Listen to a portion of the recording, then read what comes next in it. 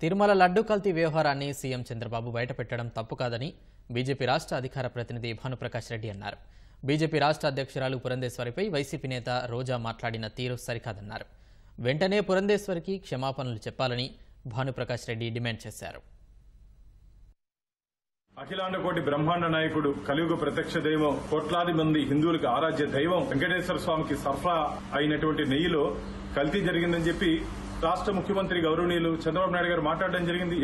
ఒక రాష్ట్ర ముఖ్యమంత్రిగా గత ప్రభుత్వం చేసినటువంటి అన్యాయాల్ని, అక్రమాలని బయట పెట్టడం తప్ప?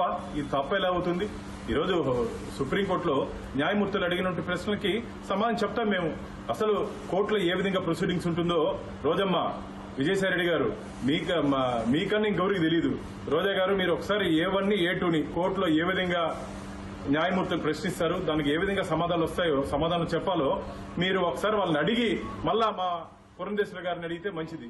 అసలు ఏందమ్మా, ఏం మాట్లాడారు పురంధేశ్వరి గారు?